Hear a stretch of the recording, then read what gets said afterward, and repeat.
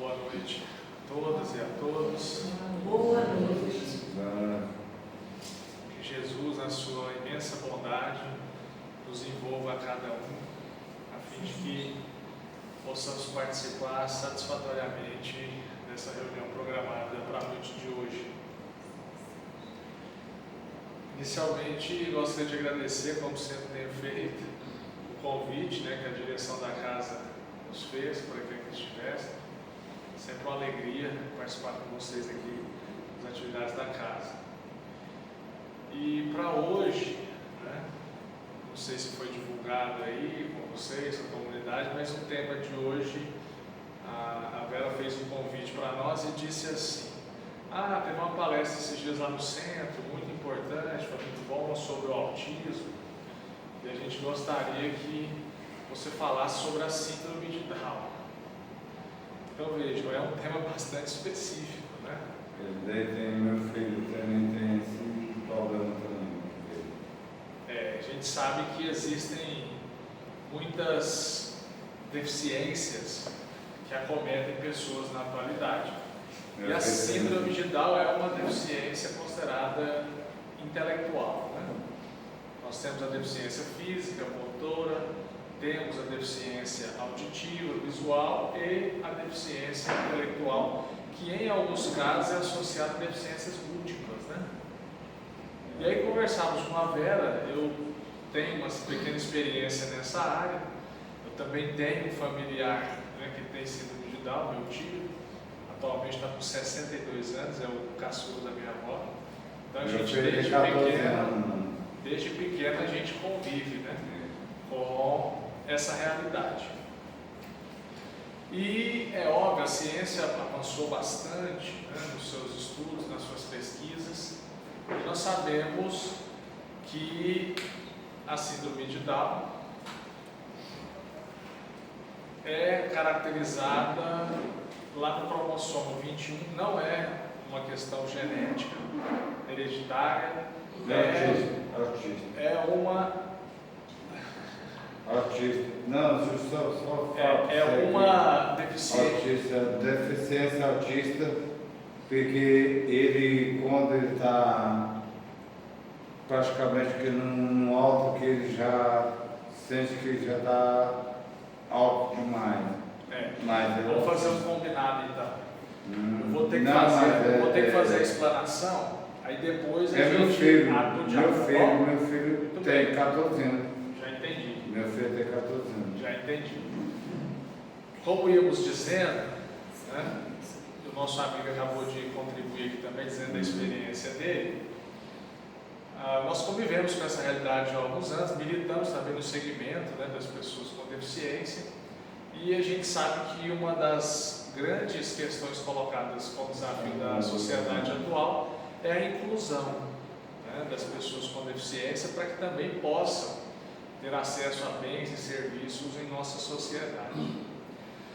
E dizendo do cromossomo 21, que é uma irregularidade, vamos dizer assim, ou um acidente, entre aspas, que acontece ali na trissomia e que acaba gerando a síndrome de Down. Esse nome é porque quem identificou essa deficiência, o sobrenome era Down, Então a síndrome de Down, quem descobriu, até pelas peculiaridades, Então a pessoa que tem a síndrome de Down, a gente consegue identificar com facilidade porque ela tem algumas particularidades bem visíveis. Então os olhos um pouco amendoados ou puxados, os pés são mais achatados, aqui na parte traseira do crânio se tem acentuadamente um crânio mais reto na parte traseira, a língua ela é bem maior, por isso que alguns têm dificuldade na fala, porque até para conseguir manter a língua dentro da cavidade bucal existem algumas dificuldades. Então são características próprias, E assim como outras deficiências intelectuais, a síndrome de Down ela afeta alguns órgãos, dentre eles o cérebro, e o que dificulta então a manifestação do espírito em algumas circunstâncias, diante de alguns desafios da vida. Alguns, inclusive, apresentam também fragilidades em outros órgãos, como o coração, né, o estômago, enfim. Tudo isso provocado por esse desequilíbrio na formação ali do corpo físico para abrigar aquele espírito. Aí a gente se recorda, né,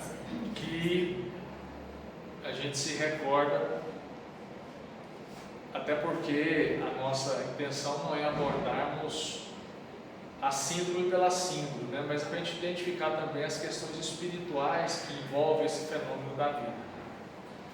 Mas antes de a gente entrar, até porque, né, se a gente for observar lá na questão 371 do Livro dos Espíritos, Kardec perguntou, esse era o termo que se utilizava na época, né, como o que se daria com aqueles que manifestavam certa idiotia, né? Ou seja, uma deficiência, né, nas faculdades intelectuais.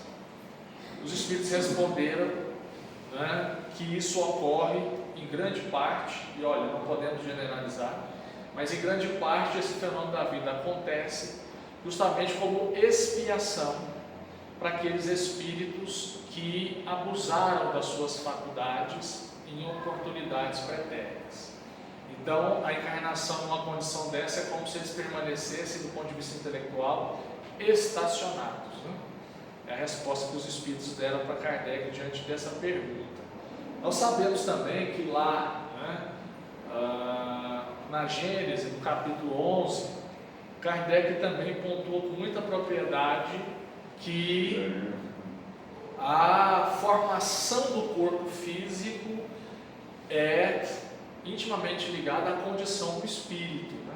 O perispírito, então, interfere na formação do corpo físico. E havendo algum desequilíbrio perispirítico, pode vir a causar desequilíbrio no corpo físico, e esse desequilíbrio no corpo físico gerar dificuldades, né, para o indivíduo. Daí as deficiências, as quais já citamos aqui. É comum também a gente pensar, né, a gente vê um deficiente visual, e aí alguns já pensam assim, ele deve ter furado o olho de alguém aí em alguma vida, agora ele veio com essa deficiência. Cuidado, né? Porque não nos cabe julgar. Nós não temos conhecimento de causa para emitirmos nenhum juízo de valor em relação a nenhum dos nossos semelhantes. Precisamos sim crer, né, na justiça de Deus, na providência divina, e de que tudo que nos acontece, que nos chega, é para o nosso bem. A lógica, né, se assim fosse, seria então do olho por olho, dente por dente, né? Mas não é isso que a doutrina espírita nos traz, muito pelo contrário. Às vezes vem com a deficiência visual, né, um irmão nosso, por inúmeras outras causas, né? E pode ser inclusive que alguém que tenha lançado mão de ferir olhos alheios em vidas pretéritas, e olha que nós éramos muito habituados a fazer isso, né, gente? Cortava a cabeça da guilhotina, vazava olhos de escravos, cortava mãos. Éramos um tanto quanto bárbaros, né? Ainda vemos muitas barbaridades na atualidade, mas nós já vivemos processos sociais, coletivos, individuais muito dolorosos, né? De consequências dolorosas. Mas, pela lógica espírita, muitas das vezes, talvez, quem feriu olhos alheios pode nascer como oftalmologista, né? Para cuidar de olhos, né? Então, vejamos, é complexa a dinâmica da vida e nós precisamos, então, né, compreender o que nos cerca e respeitar a cada um. Mas aí, falando da síndrome de Down em si, nós precisamos observar, e eu trago uma reflexão aqui, sobre a evolução do pensamento humano. A síndrome em si, ela afeta, né, grande parte das faculdades intelectivas do indivíduo, que por vezes também dá alterações na fala, alterações na marcha, né, na escrita ou na sensorial fino. Então tudo isso são dificuldades apresentadas em alguns quadros. E mesmo dentro da síndrome de Down nós temos várias gradações. vamos assim dizer. Alguns que são mais comprometidos, que precisam de um maior nível de apoio para se desenvolverem, e outros que já têm mais autonomia, conseguem já desenvolver inúmeras outras atividades, enfim, alcançando alguns até mesmo a independência. Mas falando do pensamento humano, nós precisamos voltar lá atrás, há 800 mil anos antes de Cristo. E veja que a gente fala de uma história de 5, 10 mil anos antes de Cristo, mais 2 mil anos da sua vida. Estamos falando de 10 a 15 mil anos, mas essa conversa é de 800 mil anos atrás, quando a criatura abandonou o Pithecanthropus erectus e fez-se Homo sapiens, a linhagem mais próxima da nossa espécie. Naquele período, segundo alguns estudiosos, em especial o professor Billy Lopes, ele nos diz, e aí fazendo também uma analogia ao que disse o pensador Carl Gustav Jung, um dos fundadores da psicanálise, juntamente com Sigmund Freud, para Jung, quando a criatura logra o controle das 4 partes fundamentais da sua mente, ela propõe então uma realidade, né, diante da diversidade e dinâmica da vida diferente. Segundo Jung, a nossa mente é composta por 4 elementos básicos: percepção, sensação, o pensamento, o sentimento e a intuição. Quando a criatura logra o controle, o equilíbrio dessas funções básicas da sua mente, então ela consegue alcançar, né, uma situação própria, específica, bem mais favorável no que se refere ao seu equilíbrio diante da dinâmica da vida.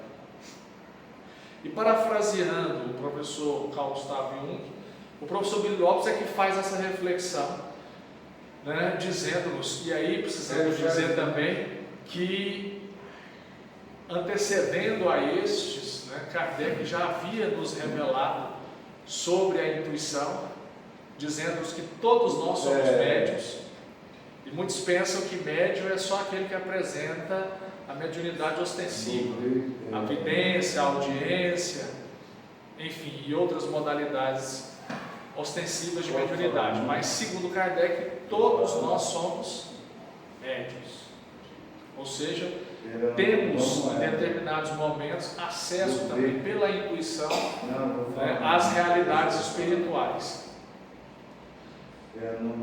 Segundo Billy Lopes, então, há 800 mil anos atrás, nós nos caracterizávamos pelo pensamento primitivo.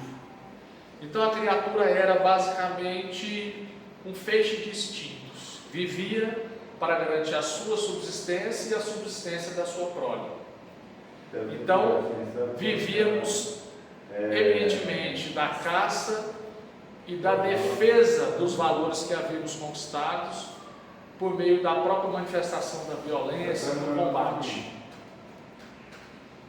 Nessa época do pensamento primitivo, nós vivíamos, eu digo nós, a família humana na Terra, no íntimo das cavernas. E passados muitos anos, décadas, séculos, na ampulheta do tempo, observou-se que bastava que o algoz fechasse a boca da furna ou da caverna, que todos aqueles valores pereceriam. Então a criatura humana propõe uma nova realidade, ela vai abandonando aos poucos o íntimo das cavernas, que era um meio de proteção natural, para ir habitar à margem dos grandes lagos. Inicia-se então uma agricultura incipiente, inicia-se também a pesca e agora não tão somente a caça. Observava-se que viver à margem dos grandes lagos, em determinados períodos a água baixava e você tinha extensa terra fértil para o plantio. E naqueles dias, naquela época, segundo o professor Billy Lopes, os historiadores fidedignos da nossa atualidade, quem produzia, quem trabalhava na agricultura eram as mulheres. Mas o pensamento haveria de evoluir. Então, saindo do pensamento primitivo das cavernas e indo habitar a margem dos grandes lagos, a criatura então agora passa para uma outra fase de evolução, que é o pensamento pré-mágico. Habitando à margem desses grandes lagos, a criatura agora observa, percebe que existem forças desconexas na natureza que dão um colorido todo especial para a vida. A época das chuvas, das flores, dos frutos. Não compreende essas forças, teme essas forças que ela observa serem superiores às suas próprias forças. E nessa fase, então, do pensamento pré-mágico, a criatura galga uma outra fase, que é a do pensamento mágico. Abandonando a margem dos grandes lagos em grande parte, ela passa a viver à margem, as grandes civilizações à margem dos grandes rios, como o Yangtze na China, o Ganges na Índia, o Nilo no Egito Antigo.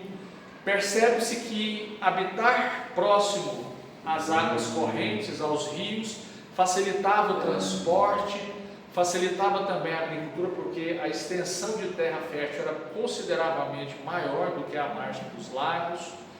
E aí nessa fase então, habitando a margem desses grandes rios, nós temos a terceira fase de evolução do pensamento humano, ou seja, o pensamento mágico. Agora a criatura não só reconhece que existem essas forças desconexas na natureza, como agora passa a cultuá-las. Então surge, a mitologia canta na mente humana e surgem os deuses. O deus Sol, Atom, o deus das chuvas, dos montes, das matas. Era esse período do pensamento mágico, que agora, passando do primitivo para o pré-mágico, alcança esse pensamento mágico, e a criatura agora propõe então uma condição diferente diante dessas forças que regem todo o equilíbrio do universo, inclusive a nossa morada, a Terra. Mas não haveríamos de permanecer estacionados e, abandonando grande parte à margem desses grandes rios, surge a civilização do ferro, as polis, as grandes cidades. E partindo do pensamento mágico, a criatura então agora alcança uma outra fase, que segundo o professor Mary Lopes é o pensamento egocêntrico. Nessa fase do pensamento humano, a criatura então agora, compreendendo pela ciência, pela filosofia, outras conquistas, ela propõe então, pela reflexão e pelos conhecimentos da intelectualidade, aquela ideia de que o universo inteiro existe porque eu, indivíduo, eu, ser humano, existo. É o pensamento egocêntrico, que dá vazão a um dos sentimentos, a um dos comportamentos que, segundo Kardec, compõe uma entre as duas chagas da humanidade, que é o egoísmo. O pensamento egocêntrico dá vazão ao egoísmo, que juntamente com o orgulho, segundo Kardec, são as duas grandes chagas da humanidade.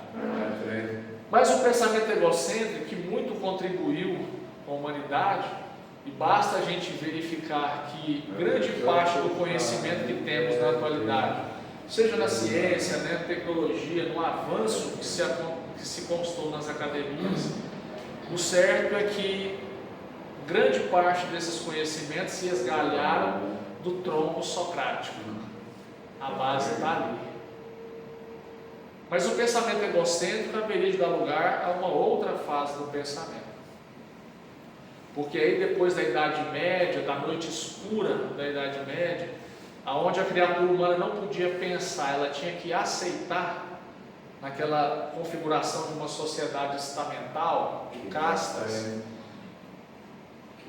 aonde a igreja oficial inclusive impunha as leis de Deus ao talante dos interesses humanos, em boa parte. Depois de todo esse período, a criatura então alcança a quinta fase de evolução do pensamento, que é o pensamento da razão. Primitivo, pré-mágico, mágico, egocêntrico, e alcançamos a razão.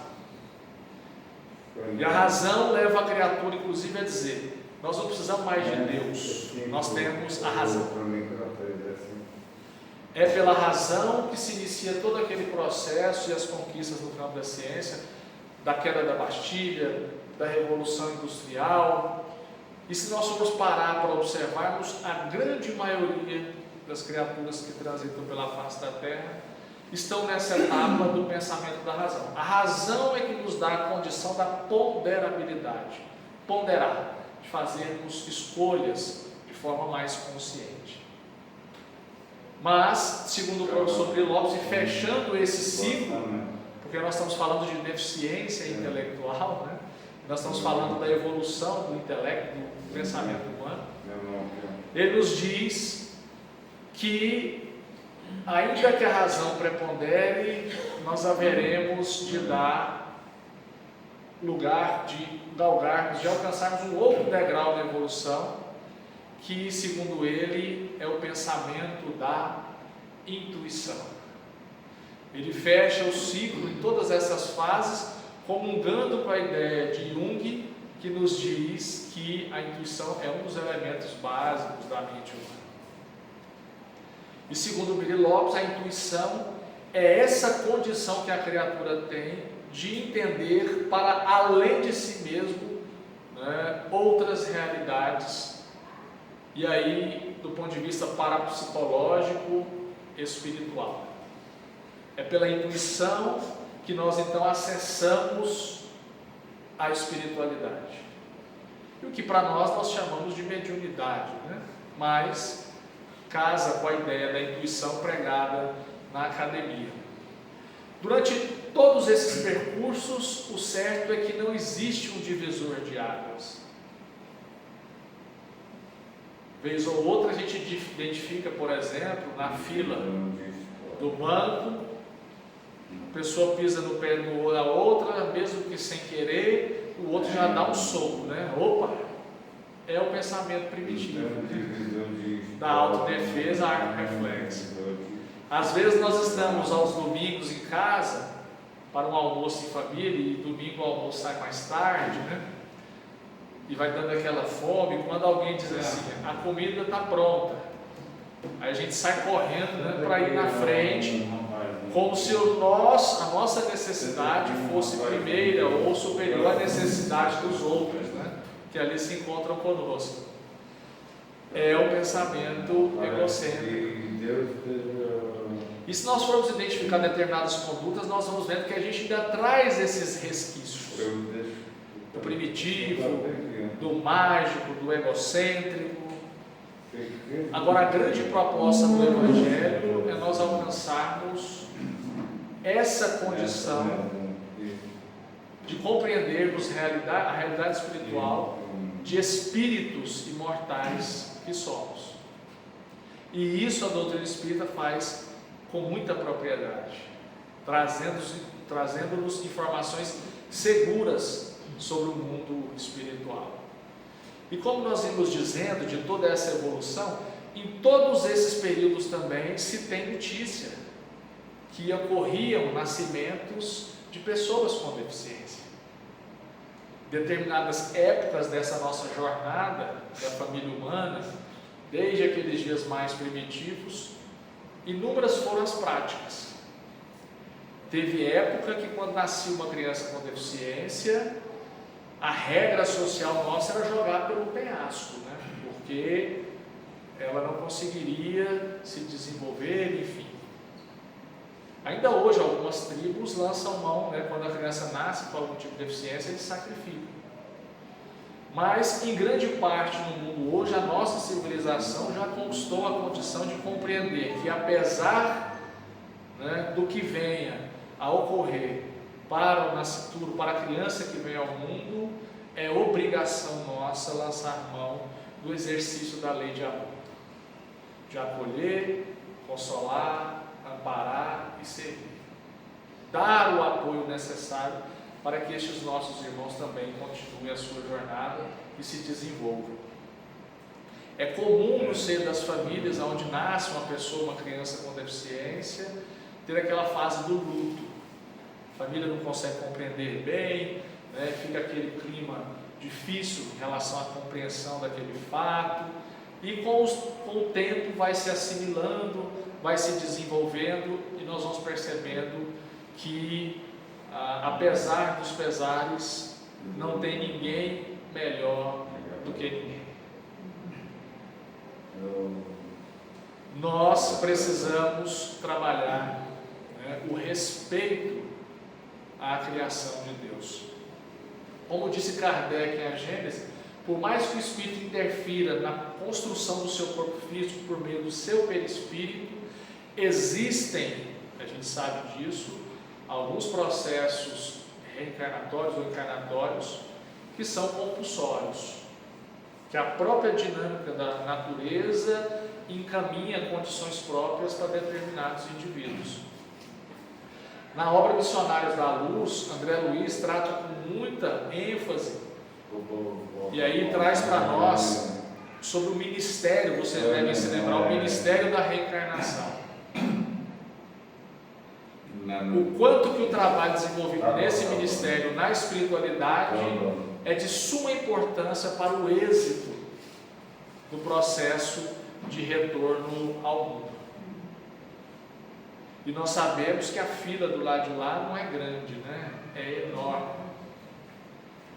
Muitos esperando uma oportunidade para sair daquela condição, muitas das vezes de angústia, de expectação, para ter uma nova oportunidade e buscar fazer diferente. Pela culpa, em grande parte, de termos nós mesmos, em determinados momentos no tempo, lugar e espaço, jogado oportunidades fora.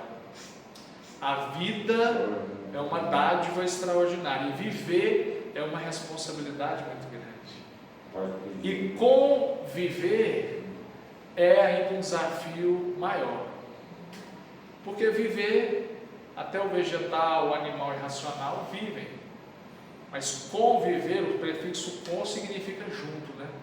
É viver junto, conviver, viver junto. Aí é que mora o grande desafio para cada um de nós.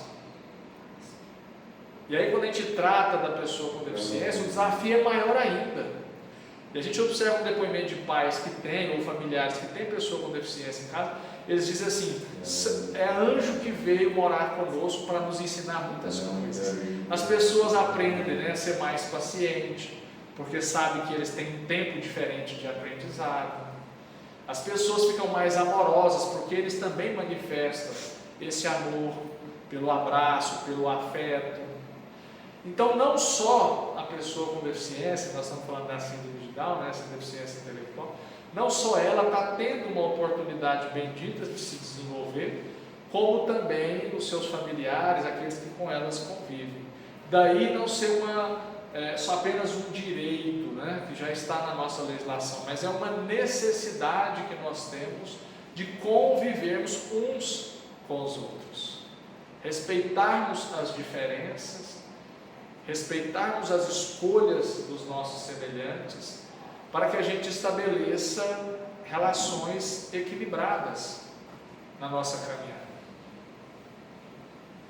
Eu me lembro, por exemplo, né, do meu tio, que a minha avó contava para nós que o mesmo material didático que ela comprava para minha mãe, ela comprava para o meu tio. Naquela época, né, tia Lília, era cartilha, giz de cera, material didático era outro, os meninos só querem touch, né, só quer botar o dedinho ali na tela, né? Mas ela comprava a minha avó para o meu tio também. E meu tio, muito esperto, né, apesar de criança ainda, às vezes fugia da minha avó e ia atrás da minha mãe. E chegava na porta da escola, o porteiro não deixava ele entrar, porque as pessoas com deficiência não podiam frequentar a escola. Isso há 40, 50 anos atrás, no interior de Goiás. O meu tio, para ele andar na rua sozinho, meu avô tinha ganhado um cachorrão grande, né? Chamava Dedê. Então, quando ele queria sair na rua, o cachorro ia junto, porque as crianças, os outros meninos, na molecada, jogavam pedra, cuspia, fazia chacota. E aí, quando ele estava com o cachorro batia em cima, né? Então aí eles não mexiam com ele. Mas não era uma realidade social tão simples, né? Muito complexa e dura para essas pessoas. Fomos avançando nas políticas públicas, fomos avançando nas conquistas de direitos, fomos avançando na conscientização na nossa sociedade, né, de que nós precisamos, repetindo, né, conviver uns com os outros. Então, grande parte dessas pessoas ficavam em casa, não saíam na rua, não iam na praça, não iam na escola. Hoje nós temos shoppings, né? Não iam nos shoppings. E hoje não. Hoje a gente percebe que com essa nova proposta da inclusão, essas pessoas frequentam os espaços públicos, frequentam a escola, se desenvolvem ao seu tempo, e isso é muito digno, é muito importante e necessário.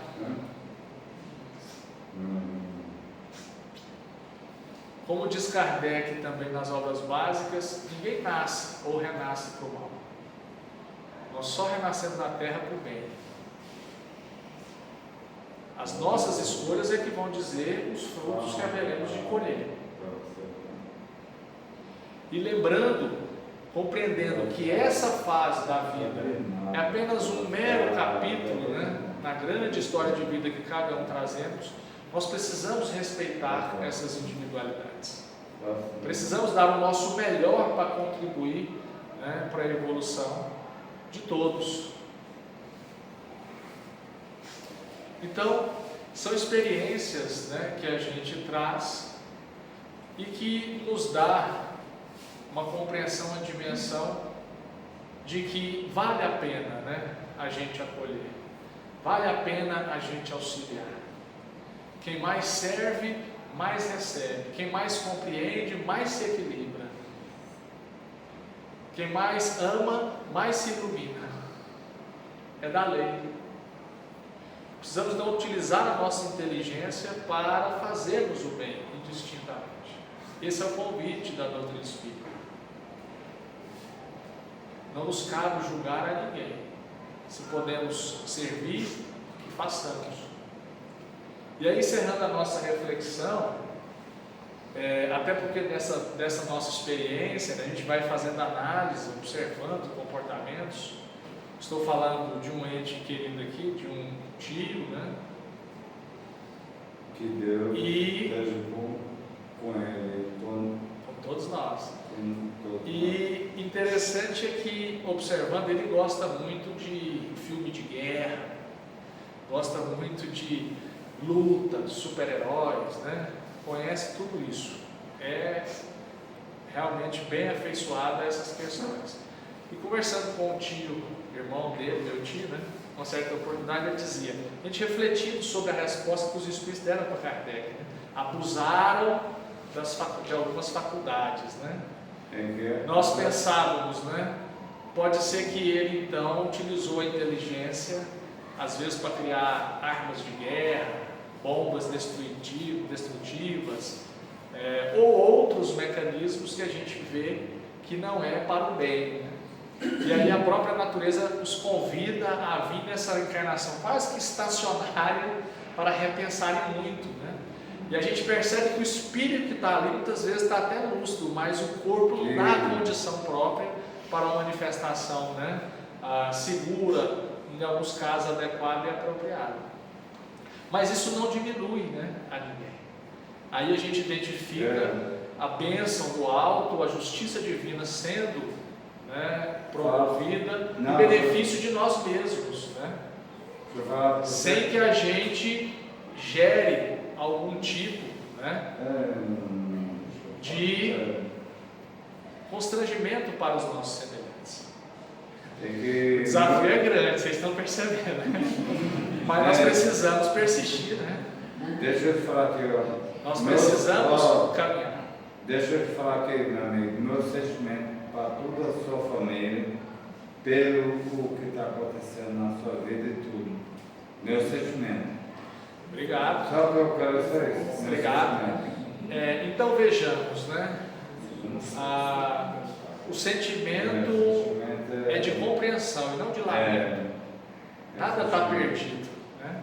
Não existe coitado, até porque coitado vem de coito, né? Uma palavra muito, né, imprópria. Então todos nós, os filhos de Deus, temos as nossas oportunidades e quer que estejamos num corpo físico, né, que manifeste beleza, equilíbrio, ou num outro corpo físico que traga algum tipo de deficiência e limitação, isso, né, em relação à vida espiritual não muda quase que praticamente nada. Na verdade, então, muitas mentes brilhantes voltam à Terra nessas condições para repensarem também as suas caminhadas. E cada caso é um caso. Não dá para generalizarmos. Mas o certo é que, se assim se processa a vida, é porque esses fenômenos na vida também estão, né, sob o talante da lei de ação e reação. São colheitas próprias de plantios realizados. Isso não representa punição de Deus, pelo contrário, é oportunidade de evolução. E muitas vezes a gente quer fazer alguma inferência e a gente vai percebendo que a gente aprende muito mais do que ensina, né? Nessa convivência com esses nossos irmãos. E concluindo a nossa reflexão, nós nos lembramos de Humberto Campos, que traz uma reflexão interessante, né, que fica como, vamos dizer, advertência, né, observação para todos nós. Segundo ele, Kardec, quando estava no período de receber as obras da codificação, em uma certa oportunidade, uma das noites de trabalho, se a gente observar que ele começou em 1857 e em pouco mais, né, de 10 para 11 anos, recebeu essa gama de obra, de livros, de obras extraordinária, com conteúdo muito denso, é perceptível que ele trabalhou bastante, né? E numa dessas madrugadas, segundo narra-se, ele foi levado em um lugar no mundo espiritual. E ele ali chegando, observou que tinha muitos espíritos, né, em situações atrozes. Era gritos, ranger de dentes, lamentos, pedido de socorro, aquela confusão. E ele mentalmente, com o mentor que estava acompanhando ele, questionou: quem seriam aqueles que ali estavam? Seriam aqueles que crucificaram Jesus para estarem numa condição tão deplorável como aquela? E a entidade respondeu ao codificador que não, que muitos daqueles que participaram da cena, dos atos da crucificação, já estavam em outras estradas de aprendizado, de reequilíbrio. E ele, na indagação que permanecia, questionou ainda: então, seriam estes que aqui estão, aqueles que promoveram as grandes carnificinas do mundo? E o Espírito também respondeu, né, que não, que aqueles que tinham se dado às atividades bélicas, às carnificinas, às guerras, grandes guerras, muitos já estavam em outras estradas também de aprendizado, de reequilíbrio, de retomada de vida. E permanecendo a indagação, ele questiona ainda mais: então quem seriam estes, né, que aqui se encontram nessa situação, né, tão difícil, tão deplorável?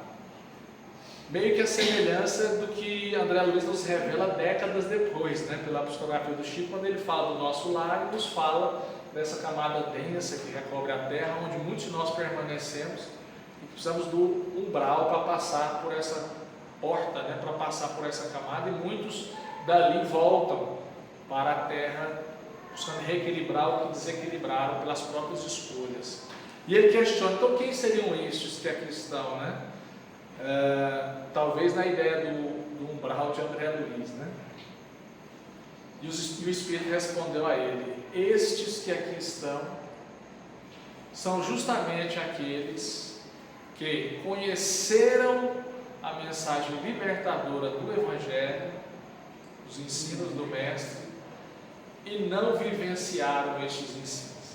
Estão aqui reféns da própria consciência ardendo em brasas. E muitos, por escolhas infelizes, retornarão à terra em condições difíceis, mas de grande aprendizado. Que fique para nós então essas singelas reflexões, né? Que a gente se esforce para aceitar as diferenças, que a gente se esforce para promover a inclusão, a aceitação da diversidade, o acolhimento de todos em nossa sociedade. O grito é de igualdade de oportunidades. Nós precisamos conquistar isso, pois que é uma forma da gente remir os nossos próprios, né, débitos, nossos próprios desequilíbrios provocados diante das leis de Deus. E que Jesus, né, na sua imensa bondade, como dissemos no início, possa nos fortalecer a cada um nesses melhores propósitos, né, de servir, de amar e agora vamos dizer, né, de incluir a todos. Muito obrigado. Graças a Deus.